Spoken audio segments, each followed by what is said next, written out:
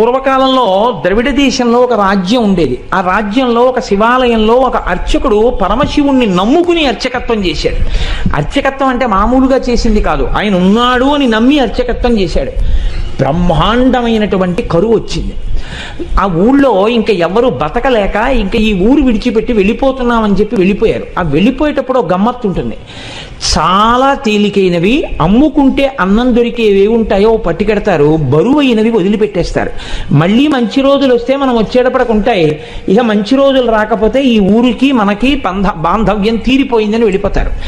వాళ్ళు వెళ్ళేటప్పుడు ఆవుల్ని గేదెల్ని తీసుకెళ్లరు. ఎందుకు తీసుకెళ్లరో తెలుసా అండి? తమ కడుపు నిండడానికే మార్గం లేదు, ఇంకా వాటిని ఏం మేపుతారు.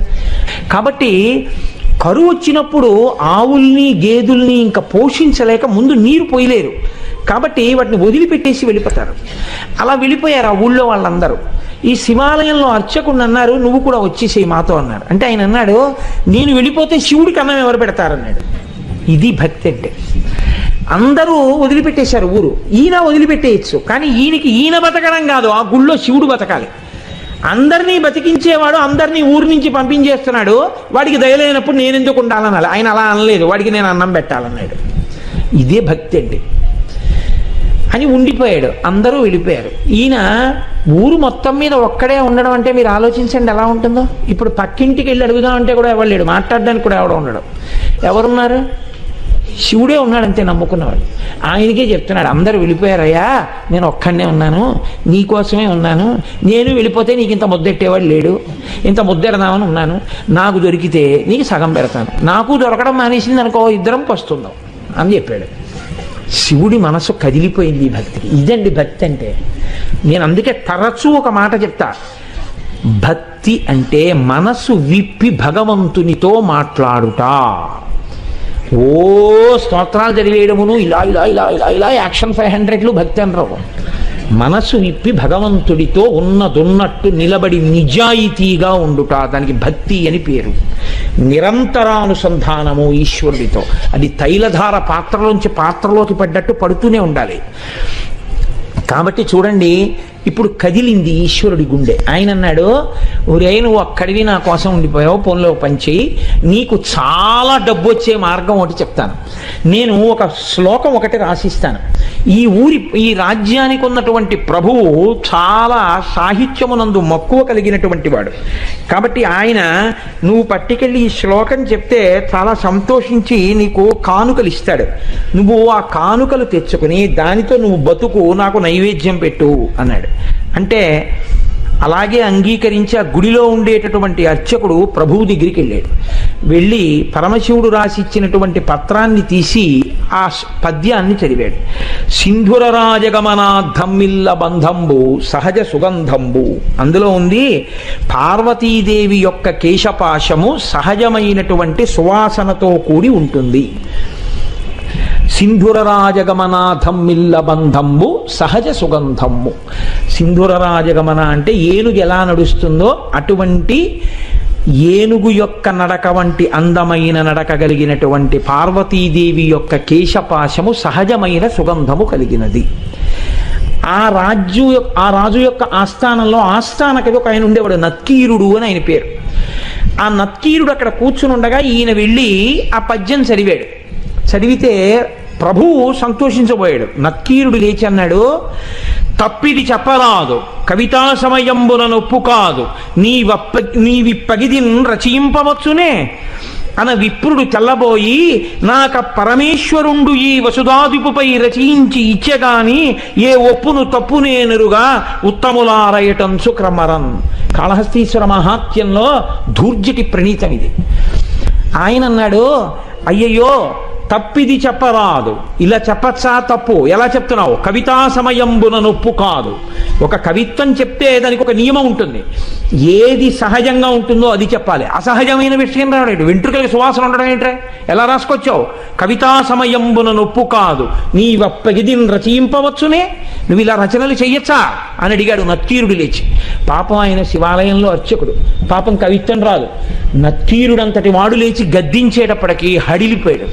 హడిలిపోయి నమస్కారం చేసి కాళ్ళ మీద పడిపోయి అన్నాడు, ఆ పరమేశ్వరుండు ఈ వసుధాదిపుపై రచించి ఇచ్చే కాని ఏ ఒప్పును తప్పు నేనురుగా ఓ ఉత్తములారయటన్సు క్రమరన్. ఓ ఉత్తములారా, నేనేమీ రచించలేదు, నాకు తెలియదు. అన్నం లేదని ఏడుస్తుంటే ఉంటే నీకు పెడతా, లేకపోతే లేదయ్యా శివయ్యా అన్నాను. అంటే నాకు రాసి ఇచ్చాడు. నేను ఈ రాజు మీద రాశానయ్యా వెళ్ళన్నాడు. డబ్బు ఇస్తాడన్నాడు. వచ్చాను, చదివాను, నేను రాయలేదు. ఈ తప్పు నాకు తెలియదు, నన్ను మన్నించండి, క్షమించండి, నేను వెళ్ళిపోతున్నాను అన్నాడు. పో అన్నాడు. తిరిగి వచ్చేసాడు. ఎక్కడికి వచ్చాడు? వెళ్ళిపోలేదు. అందరూ వదిలిపెట్టేస్తే నమ్ముకుని గుళ్ళో ఉన్నాను, నాకు దొరికితే నీకు పెడతానన్నాను. పోన్లే, మర్యాద చేయకపోతే పీడాపోయేది, అవమానం చేయించాడు, ఇలాంటి పద్యం రాసి ఇచ్చి అని ఇక గుడికి వెళ్ళడం మానలేదు. మళ్ళీ ఊరు వెళ్ళాడు. వెళ్ళి చాలా మనసులో కోపం. అమ్మ దెబ్బలాడుతూ సున్నిపిండితోటి నలుగు పెట్టేటప్పుడు ఉండేటటువంటి ప్రక్రియ మీరు ఎప్పుడైనా చూస్తే చాలా గమ్మత్తుగా ఉంటుంది. పిల్లాడు బిక్క మొహం వేసి ఎక్కడ గిల్లేస్తుందో భయం. వాడు ఇలా చేతులు ఇచ్చి ఇలా ఉంటాడు, అమ్మ వంక చూస్తూ. ఆవిడ మొన్న ఫస్ట్ యూనిట్ టెస్ట్లో 7 మార్కులు, రెండో యూనిట్ టెస్ట్లో 8 మార్కులు. అందులో గట్టిగా ఒత్తచ్చు కదా, ఒత్తేస్తూ చెయ్యి పట్టుకుని పైన కింద ఒత్తేస్తూ నిలబడవు అని మీ నాన్నకి పట్టదు, ఎప్పుడు ఉపన్యాసాలు అని ఇలా అంటుంటే తొడల దగ్గరికి వచ్చేటప్పటికి ఏ పిక్క తిప్పేస్తుందో అని వాడు అలాగే బిక్క చచ్చిపోయి ఉంటాడు. అలా ఈయన చేతిలో పాత్ర పట్టుకుని నమస్సోమాయిచ రుద్రాయిచ నమస్తామ్రాయిచ అరుణాయిచ నమశంగాయిచ పశుపతయేచ, గొప్ప పద్యం రాశావు అని పోస్తుంటే శివుడు బిక్క చచ్చిపోయి అలా ఉండి అభిషేకం చేయించుకుని, నువ్వు పెట్టకపోయినా నేను పెట్టాలిగా, ఇంకా తిను. ఓం ప్రాణాయి స్వాహ, ఓం అపానాయి స్వాహ, ఓం యానాయి స్వాహ అంటుంటే ఆయన లేచి అన్నాడు, ఎందుకయ్యా అంత కోపం, ఏమైంది అక్కడ అన్నాడు. ఏమి తెలియని వాళ్ళే అడక్కు, సర్వజ్ఞుడివి, నీకు తెలియంది ఏం లేదు, ఎంత గొప్ప పద్యం రాశావు. మీ ఆవిడ వెంట్రుకలకి సహజ సువాసన. నత్తీరుడు నిలదీశాడు. ఏమిటి కవిత్వం అని అడిగాడు. కవితా సమయంబున నొప్పు కాదు, నువ్విప్పగిదిని రచయింపవచ్చునే అని అడిగాడు. సిగ్గుచేటై తిరిగి వచ్చానన్నాడు.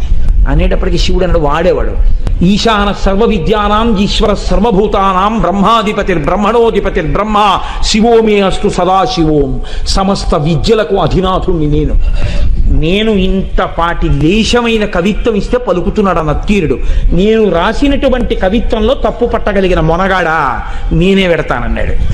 ఒక బ్రాహ్మణుడి వేషం వేసుకున్నాడు, తలపాగా చుట్టుకున్నాడు, రాజుగారి సభలోకి వెళ్ళాడు. వెళ్ళేటప్పటికి అందరూ అబ్బో చాలా వర్చస్సుతో ఉన్నాడు, లేచి నిలబడ్డాడు. నిలబడేటప్పటికి ఇంకా ఎవరిని ఏమీ అడగలేదు, చాలా కోపంతో ఉన్నాడు. ఈ రాజుని మీదనే కవిత సాహిత్య స్ఫురన్మాధురి చారు ప్రౌఢిమ చెప్పి పంప విని మాత్సర్యంబు పాటించి ఈ నత్తీరుండూరక తప్పు పట్టెనట. ఏది లక్షణమో అలంకారమో పదబంధమో రసమో చక్కని చెప్పుడా తప్పనన్. శివుడు నిలదీశాడు, ఎరా నేను ఈ రాజన్యుని మీదనే కవిత సాహిత్య స్ఫురన్మాధురి చెప్పి పంప అద్భుతమైనటువంటి పద్యం ఒకటి నేను రాసి పంపించాను. ఈ నత్తీరుండు మాత్సర్యంబు పాటించి ఊరక తప్పు పట్టానట. అవతలవాడు పద్యం రాయడం ఏమిటి, నేను మెచ్చుకోవడం ఏమిటని కేవలం అసూయతో నత్తీరుడు తప్పట్టుకున్నాడు పద్యంలో. ఏది పద్యంలో తప్పు ఎక్కడుంది చెప్పమనండి. లక్షణమో, ఏం పద్యంలో లక్షణంలో తప్పుందా? అలంకారమో, అలంకారం తప్ప. పదబంధమో, పదములు బంధం వేయడం తప్పొచ్చిందా? రసమో, రసభంగం అయిందా? చక్కని చెప్పుడా తప్పనం, ఏది తప్పు చెప్పు అన్నాడు. రాజు తెల్లబోయి ఈ గొడవ ఎప్పుడు అయిపోయింది, ఇప్పుడు కమాలను ఈయనెవరో వచ్చాడు అని ఆయన వెళ్ళిపోయాడు కదా అర్చకుడు, ఈయనెవరో వచ్చాడు. ఓహో కవిత్వం రాసిన వాడు ఈయనేమో, శివుడు అన్నాడే మరి ఈయనేమిటి ఇలా ఉన్నాడు అనుకున్నాడు. ఈలోగా నత్తీరుడు గభాలను లేచాడు, తన పేరు కదా ఎత్తాడు, అందుకని నత్తీరుడు లేచాడన్నాడు. అగజకునైనం తగు ఇలా మగువులకు తగదు మాను మాత్సర్యమింకన్ గగన ప్రసూనవాదము జగతిన్ ప్రత్యక్షమునకు సరియన తగునే. ఏమిటా నువ్వు మాట్లాడేది? కవిత్వం రాశావా? పద్యం రాసి పంపించావా? అగజకునైనం తగు, కొండకు పుట్టినటువంటి తల్లి కాబట్టి ఎత్తి పొడిచాడు. కొండల ఆవిడ పార్వతీదేవి కాబట్టి ఏమో ఆవిడ వెంట్రుకలకి సువాసన ఉందేమో. ఇలా మగువులకు తగదు, భూమి మీద ఏ ఆడదాని జుత్తు సువాసనతో ఉండదు. గగన ప్రసూనవాదము, ఆకాశంలో పువ్వు ఉందంటే ఎవడైనా నమ్ముతాడు? కనబడుతుందా ఎవరికైనా? ఎవడైనా అనుభవించింది ఉంటే చెప్పు, మేమెవరం చూడలేదు వాసన. నువ్వేదో రాసి పార్వతీదేవి కేశపాశం అంతా చాలా సహజ సుగంధంగా ఉంటుంది అంటే ఎలా ఒప్పుకుంటాం? ఇది ప్రత్యక్షమునకు సరియన తగునే, మా కంటితో చూసింది అని సత్యమని మేము అంగీకరిస్తామా? అంగీకరించాం. ఏమిటి తప్ప అని 10 మాటలు అడుగుతాయంటే అందుకని తప్పే అన్నాడు. అనేటప్పటికీ శంకరుడు అన్నాడు, పార్వతీదేవి కేశపాశమునకు సహజ సుగంధముందో లేదో చెప్పగలిగిన వాడెవరు? ఒక్క శంకరుడు. నేను చూస్తాను కాబట్టి ఆ కేశపాశం యొక్క వాసన, కాబట్టి నేనే రాసింది, నేను చూసిన వాడిని. నేను చూసి సహజ సుగంధం ఉందని చెప్పినా నువ్వు నమ్మవా? నేను శివుణ్ణి అని చెప్పడం కోసం ఒక్క నత్తీరుడికి కనపడేటట్టుగా నీలగ్రీవుండు నిటల నేత్రము చూపాను. నీలగ్రీవుడు నల్లని కంఠమున్నవాడు, హాలాహలాన్ని భక్షించినవాడు, అంత ఓర్పున్నవాడు, లోకములను రక్షించగలిగినవాడు. వీడికి నేను చెప్పింది నిజమే అని చెప్పాలని పరమశివుణ్ణి నేను అబద్ధం చెప్పవలసిన అవసరం లేదు. ఆమె నా భార్య. నేను నిరంతరం వాసన చూసిన కేశపాశం అది. నేను చెప్తున్నానని చెప్పడం కోసమని 3వ కన్ను చూపించాడు. చూపిస్తే అహంకారం అండి నక్కీరుడికి. తను నమ్మింది, తనకొచ్చిన 4 పద్యాలు గొప్ప అనుకున్నాడు. పరమశివుడంతటి వాడు 3వ కంటితో త్రయంబకుడై ఎదురుగుండా కనపడితే ఆయనే సుగంధిం పుష్టివర్ధనం ఉర్వారుకమివ బంధనాన్ మృత్యోర్ముక్షీయమామృతాత్ అంటాం. ఒక్కసారి మహాదేవుడి కాళ్ళ మీద పడితే ఏ స్థితిని పొంది ఉండేవాడో ఆయన అన్నాడు, తల చుట్టువార కన్నులు కలిగిన పద్యంబు తప్పు కాదనవశమే, వలదిచ్చట నీ మాయా విలసనములు పనికిరావు విడువమటన్నాను. 3వ కన్ను కాదు, నీ తల చుట్టూ కళ్ళు చూపించినా నువ్వు చెప్పిన పద్యం తప్పే. అహంకారం చూడండి ఎలా ఉంటుందో. అన్ని విద్యలకు ఆలవాలమైనటువంటి శంకరుడే వచ్చి చెప్తే ఎందుకు వచ్చిందిరా? మహానుభావుడు చెప్తున్నాడు, ఏమో నా తల్లి కేశపాశమునకు సుగంధం ఉండి ఉండవచ్చు. ఆ అనుభవము, నేను అలా అమ్మ కేశపాశ దర్శనం చేయగలిగిన భాగ్యాన్ని శంకర నాకు కూడా కృప చెయ్యని పాదాల మీద పడాలి. తన విద్యతో వాదన చేస్తున్నాను అనుకున్నాడు. నీ తల చుట్టూ కళ్ళు చూపించినా నీ పద్యం తప్పే అన్నాడు. వెంటనే శంకరుడు అన్నాడు, నీవు కుష్ఠవ్యాధి చేత భయంకరముగా పీడింపబడదువుగాక. ఉత్తర క్షణంలో ఒళ్ళంతా వివరణమై కుష్ఠవ్యాధి బయలుదేరింది. ఇప్పుడు పరమశివుడి కాళ్ళ మీద పడ్డాడు. అయ్యయ్యో తండ్రి, వచ్చిన 4 ముక్కలకి కన్ను మిన్ను కానక అహంకారంతో ప్రవర్తించాను. ఖచ్చితంగా జగదంబ యొక్క కేశపాశము సుగంధభరితమే అయి ఉంటుంది. నన్ను అనుగ్రహించి నాకు క్షమాభిక్ష పెట్టు అని ఆయన కాళ్ళ మీద పడ్డాడు. శివుడు అన్నాడు, నువ్వు కైలాస పర్వత శిఖర దర్శనం చేస్తే నీ యొక్క పాపం పోయి నీకు మళ్ళీ ఆరోగ్యం కలుగుతుందని అంతర్థానం అయ్యాడు. ఇప్పుడు ఈ కుష్ఠవ్యాధితో బయలుదేరాడు. ఎంత వర్ణించాడో దుర్జటి. ఎప్పుడైనా అవకాశం ఉంటే కాళహస్తీశ్వర మహాత్యం చెప్తాను, అప్పుడు విందురుగా. అప్పుడు మహానుభావుడు ఉత్తర భారతానికి నడిచి వెడుతూ కైలాసం కనపడక కుష్ఠవ్యాధి పెరిగి వేళ్ళు కాళ్ళు ఊడిపోతుంటే ఏడుస్తుంటే ఆనాడు సుబ్రహ్మణ్యుడు ప్రత్యక్షం అయ్యాడు ఒక చోట చెట్టు కింద. ఓరి పిచ్చాడా, మా నాన్న హృదయం నీకు ఇప్పటికీ అర్థం కాలేదు. కైలాసం అంటే కుష్ఠవ్యాధితో అక్కడికి ఎడతావా? దక్షిణ కైలాసం కాళహస్తి శిఖరం చూడమన్నాడు రామ నాన్నగారని చెప్పి కాళహస్తి శిఖరం చూపించాడు. వెంటనే కుష్ఠవ్యాధి పోయింది.